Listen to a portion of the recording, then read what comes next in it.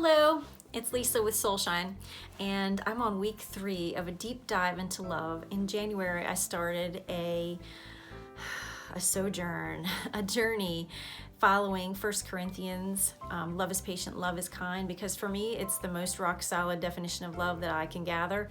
And I'm taking each attribute month by month and applying it to patience with self, patience with others. And this week I'm going to do a little summary, a rundown of how it's gone for me this week, things I've remembered, things I've learned, things I've applied, new tools I've added to my tool belt. And then next week I'm going to jump into a little patience visualization, real shorty. And then in February I'm going to jump into kindness. Love is kind, which I'm really excited about. So this week, these past 2 weeks, the first week I did patience with self, and that was a learning lesson. And the second week I did patience with others. And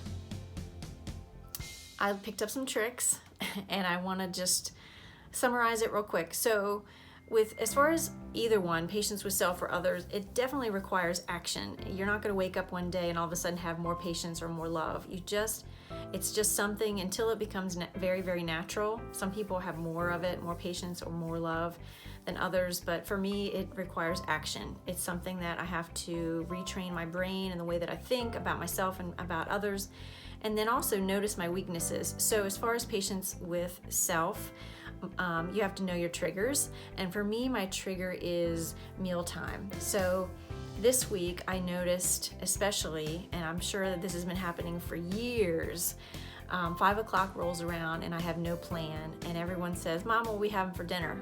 And I'm like, cereal all around because I don't have any plans. And then I get frustrated with myself because I know I should and I want to do better, but I haven't yet again that day. And Cole's eating a Pop-Tart, Tim's eating Rice Krispie treats, and I'm eating deer bologna, and it's not fun. So my ultimate end game would be to sit together as a family and eat dinner together and just have a nice conversation and a healthy meal.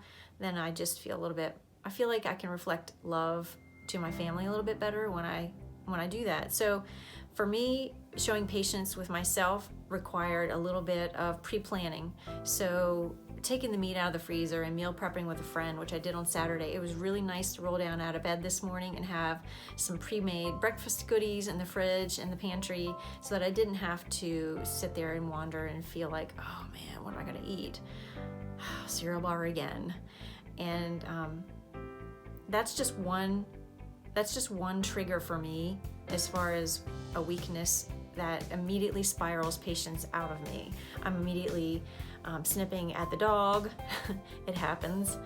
And frustrated with myself. And for me, that's the quickest way that I lose patience with myself. So self-reflect and figure out what it is that you self-spiral out of patience for yourself, whether that's not working out or not doing good things for yourself or just not taking your time for yourself in general. I think that's an epidemic. So just noticing when your tanks are full, to fill it back up. Just take that time. It really, I think, shows the best love for yourself when you can notice your tanks are empty and then take some pivotal action to fix it. Fill it back up. I remember when Maya and Cole were in school and in kindergarten, one of the teachers, so creative, had buckets for each student, and every time you gave a compliment to a student, you could put, I almost said a marshmallow, it wasn't a marshmallow, it was a cotton ball in each bucket. So the end game was to have that bucket filled. So you wanted to give as many compliments to another person, because when your bucket is over full, then you can start to give it to other people and it just naturally spills over for other people. So you have to notice when your bucket is full and when you need to fill it back up. And whatever that means for you. For me, it's sitting down and reading and praying, listening to a good audiobook and developing a really good playlist and just jamming it out, or going for a run or a walk with the dog, which I don't do often enough, self-disclosure. Doing a little bit of yoga, that for sure I do, and it fills my tank back up. And then as far as patience with others, that sometimes is the more difficult part. it requires a ton of faith and surrender. Faith that you know somebody bigger and better is on it, on the job, and it's not your job to fix it. That your only job is to love. And for years, I would take some harsh word that somebody had said or action of the way that their just personality was, just grates my soul, and I would process it for days and think, why do they act the way that they do, and don't they know better, and that's just not very nice. And I would just toss and turn and toss and turn, and it just occupies very critical mind space. It's just not worth it. So our job ultimately is not to figure out and to fix, it's just to love. So you have to have some faith and surrender and knowing that somebody else is working on it. They've got it. They're doing the heavy lifting. All I have to do is love and know that they are along the path. We're all ultimately trying to get the same goal, to get as much love as we can, and all dealing with the things that we have access to. So for instance, the person that you're irritated with could be a few steps ahead of you or a few steps behind on their path. They could be on a completely different path altogether. And maybe their tool belt is only filled with one thing. Maybe they only have access to one mechanism that helps them get through the day based on how the way that they were raised or their current situation.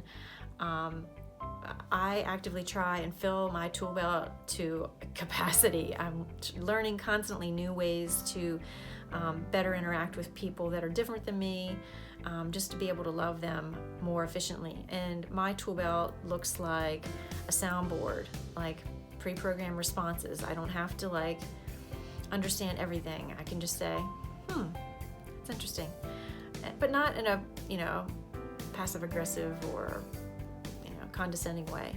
That's self-defeating. So setting a time limit, like I know that I have to interact with this person for X number of hours and then I'm out. Like I don't have to live and die with that person. The ultimate end game is to love others to the best of your ability and let God work on them to his capacity, which is so much better than our plan. So until it's a natural, until we are fully patient with ourselves and fully patient with others, which reflects into loving ourselves and loving others, it's going to take some action and some work, but it's worth it. So I'm just going to keep noticing and self-correcting and adjusting, tweaking things a little bit with myself and with others until it becomes a complete natural thing. That's my plan. So next week I'm going to give you a quick little visualization on patience, and it'll just be a little tiny little thing.